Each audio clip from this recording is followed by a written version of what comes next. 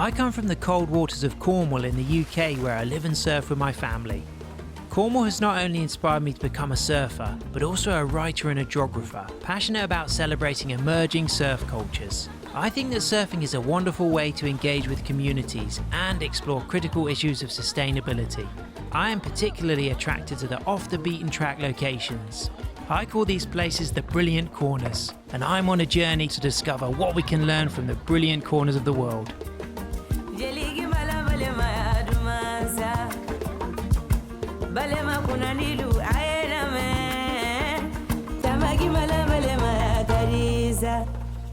In the first part of my adventure through the Indian Ocean island of Madagascar with Mike Lay and James Parry, we learned some local Malagasy in atmospheric old Antananarivo. In Malagasy, two words to say hello is manaona or salama. Travelled through the land of the fiercely proud Sakalava people.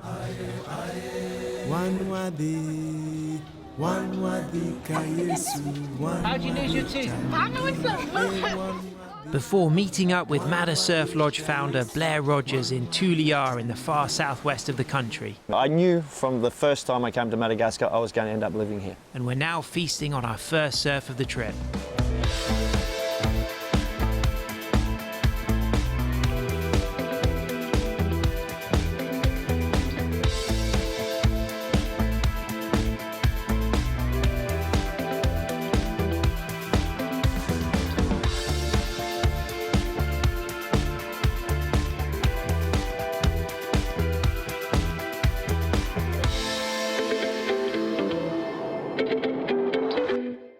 After the surf, we sail further down the coast towards Mada Surf Lodge in the heartland of the Vezo.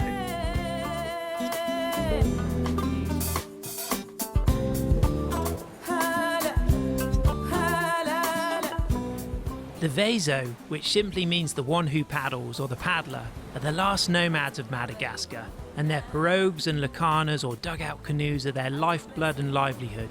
They migrate with families chasing the fish stocks. But these days, many live in permanent settlements like Tuliar, where the fish market is the beating heart of the town.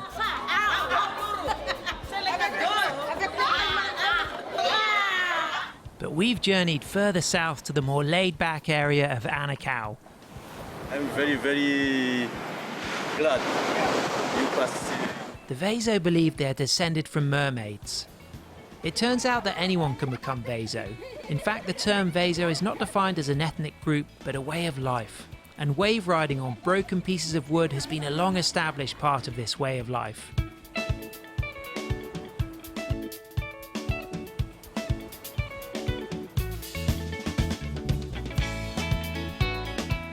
It's no surprise that Blair fell in love with this way of life. I have a lot of respect for them. They're like really good at everything they do. They have no assistance from anybody, completely autonomous, and they're lovely people. They've got the biggest smile, they're laughing the whole time because they're not worried about what's going to happen in the future. They're just concentrating on getting on from day to day. They're worried about where the next meal's coming from, and that's all.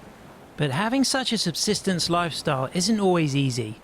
Hunter, who runs Ansaraki Beach Lodge in a place called Solara close to Anakao, is Vezo, and explains to me how the pirogues work, but how such wind, swell and weather-dependent lifestyles have their hardships. It's very, very difficult because here sometimes windy, it's no food. But irrespective of the hardships, water is in the blood of these people. I love the sea.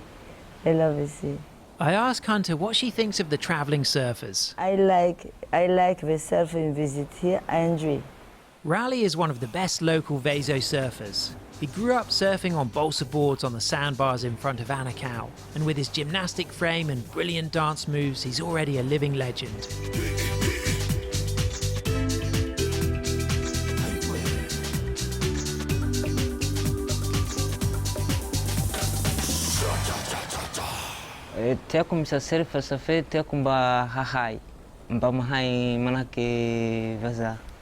I'm keen to ask Raleigh how Anakao has changed since he was a youngster learning to surf and fish. Niova Anakao satria taluha rano ambany. Amizao rano anabo. Bakeo misy fisasy refesoa Anakao nanikizao mampiova azy. Of course, sea level rise is no joke, as low-lying communities like these are at the front line of climate change. But for now, the local kids are making the most of the better high tide waves. It's when they're kids, they don't have to work, so they just play and they go surf. But once they get a bit older, they all sort of have to go out fishing to help the family and stuff, and fishing hours and surfing hours are basically the same. The best time for surfing is when the winds are not too strong, or if you've got offshore winds. It's the same for fishing. As soon as the winds turn onshore, that's when we stop surfing. It's the same time when they put up the sail and they sail back in, so it's pretty hard for them to surf and fish at the same time. They've got to make a choice. It's one or the other. Either they go surfing or they go fishing and find food for the family. Mada Surf Tours operate 2 surf boats, both with Malagasy skippers. I asked Blair how he selects his skippers. I only employ skippers from Anakao. You need to know this region. These guys have grown up here just from when they're like 5 years old. They're out in the pirogues going through the reef passes and everything, so they know everything about every pass. As far as being out in the ocean negotiating the waves and everything, they're top. They're really, really good. You know, a lot of respect for them. You can tell he has a different relationship with the area than Blair. Just a deeper connection through his Vaso background, and Blair acquiesces to Raleigh's knowledge, which I think is a really cool relationship with those two together on the boat.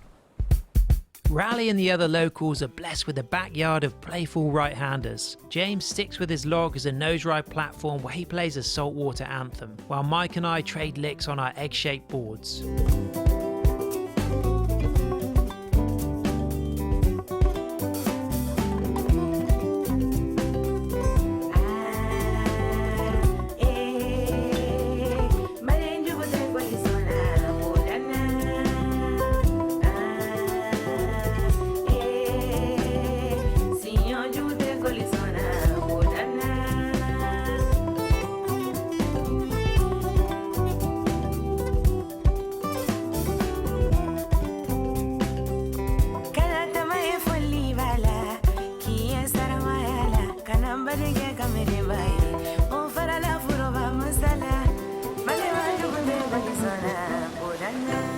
One of the local standouts is Max. Originally from Fort Dauphin, a graduate of a business management degree in Antananarivo, and now working with Blair. And he surfs good. He's probably the best Malagasy surfer in Madagascar. He's the best one I've seen anyway, by far and away.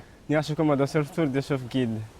Izay minday-ndati mandeha amin'ny village sady minday room surf. While woodboard riding is widespread and perhaps ancient, use of fiberglass boards and the lifestyle of surfing is pretty new in the country. Max is the first local to earn a globally recognised surf coaching qualification, and I ask him what it's like to be leading the charge with Malagasy surf culture. Surfeur aloha ohatry atao surfeur a Madagascar eto mahafinaritra sady soa satria fomba fiaignana tsy fataon-daty le raha tsy de maro mpahafantatry fa misy ty mangala-tahaky ary manahaka ahy zao faly sady finaritra satria izaho raiky avao GAS certifié ASC International Surfing Association. Izay a Madagascar eto ary tiako hozaragna ampitahagna ampita aparitaka amin'ny zay GAS rehetra zany zay raha zay.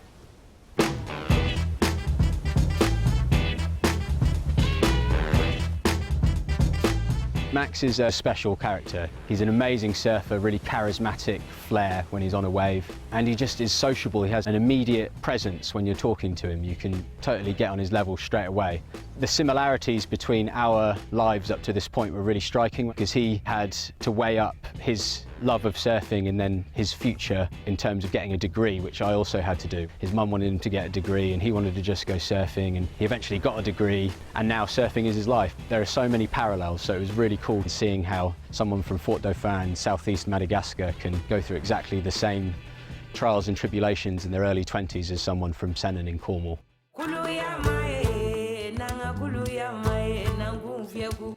Well, when you're looking for a place to stay on a surf trip, it can be a bit of a minefield working out who to support. And I think one of the secrets is to research about local employment. Are the managers local? Have they been respected in the community for a long time? And Blair's place here is definitely the real deal. Blair's been operating in the country for over a decade, and he employs a lot of local staff, so you feel part of the community when you're staying here.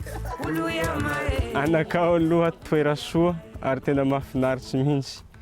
Mahafinaritra satria hoe lavitsy tsy misy toviza amin'ny toerana rehetra, ohatry hoe misy problème manerana Madagascar zao ary ndaty eto mivelogna amin'ny fiaigna areo tsotra ary milamigny tsisy korota zany.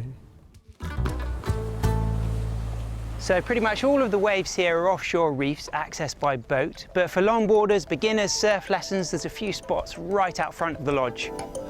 A teasing afternoon cross shore adds a few quirks to the waves, but this is a great spot to trade some rides with the local crew.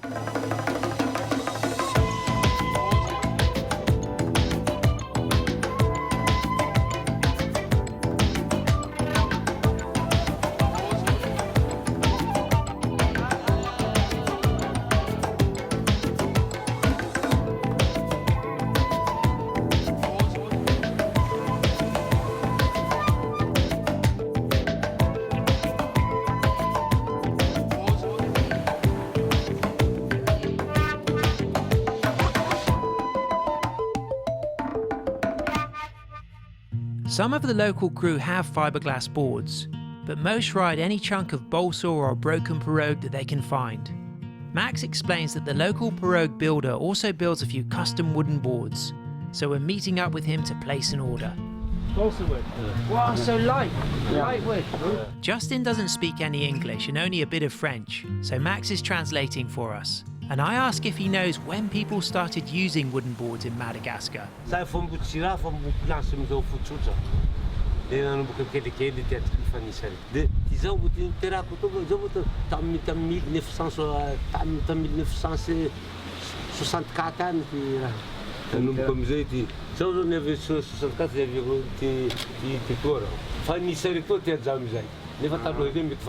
The floating side of the pirogue, they just took that and It was just a natural thing because there were waves and there were things that floated and there was no outside influence. It was like, yeah. let's take that in there and ride it. So do you think that the ancestors from Borneo, the Asian ancestors, would have ridden the boards thousands of years ago?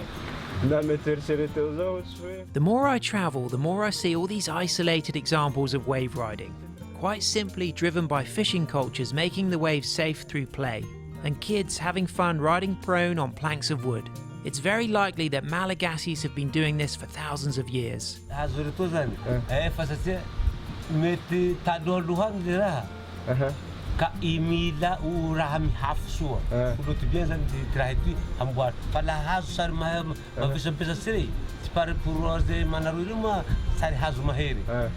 Ka tsy mety fa milety raha hanondrana olo tsy ampy olo firy zany fa olo roa olo raiky tena marina tsy ampy aleo le toa mba nihitahita teo razambe nahita alohany le toa ty mba tininginy hazo le satria le hazo zany eo ankaiky avao mariny satria mariny moa tako zany amy vohitsy olo nanita laha intera to ty mba hazo bazoazo tao.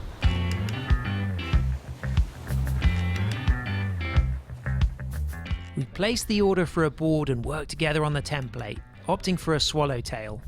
Justin is happy to crack on with the board right now and finish it by tomorrow.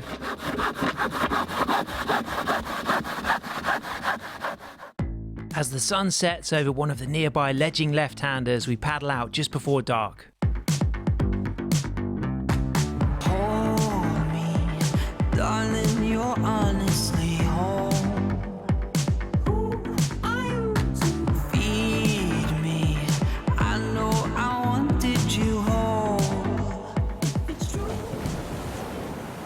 A big component of Malagasy conversation are greetings, followed by long strands of friendly chat. They call it Marasaka, which means good talk. Inona ni Marasaka, what's new?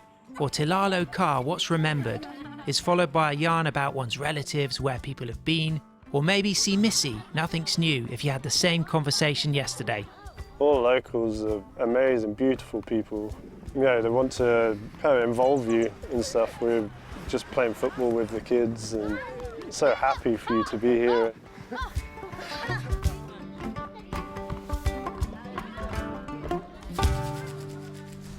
So we're walking through the Vezo fishing village to meet Justine and collect our balsa surfboard. Pretty quick turnaround, 24 hours we ordered it, supporting local shapers and definitely sustainable, contributing money to the local economy. Salama! Of course, sustainability is a complex word. Until air travel is more sustainable, sustaining forests and coral reefs is a key to a carbon-neutral surf trip. But for surfboards, equipment built to last is a good step. and supporting local skills and crafts clearly helps keep subsistence economies afloat. Manaum, Justine. Manaum. Salama. Salama.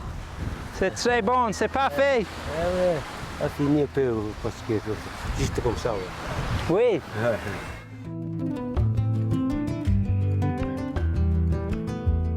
Justin is putting in the finishing touches.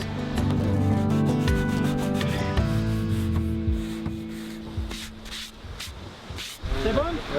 Oui. C'est très bon, c'est très bon. Mike and James are already out surfing the afternoon on shores, and I'm joining them to test out the new Balsa Beauty.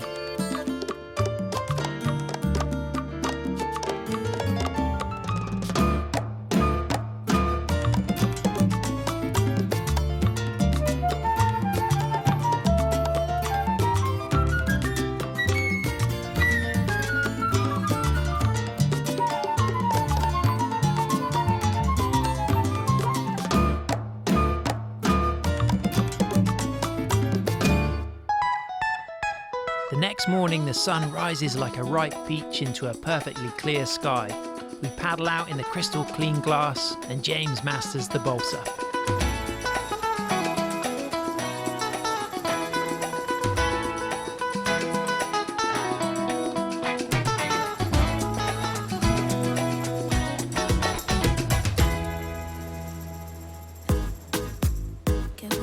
Next time on Brilliant Corners Madagascar, we learn about how surf tourism in remote areas can help support local education. One of the things that Blair supports in this area is for every surf guest that does come, they contribute a little bit of money to the local school. David! Sam! And face our fears over the fire coral reef at Flameballs on the swell of the trip. Then say farewell to Anakao to travel back through the incredible landscape of Madagascar.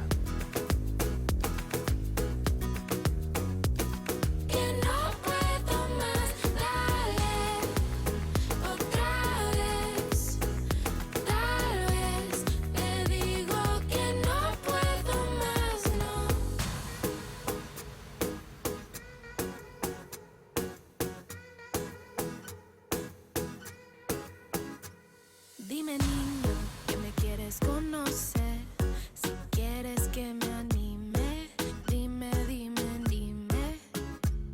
No existe la paciencia para mí, te necesito si quiero sobre.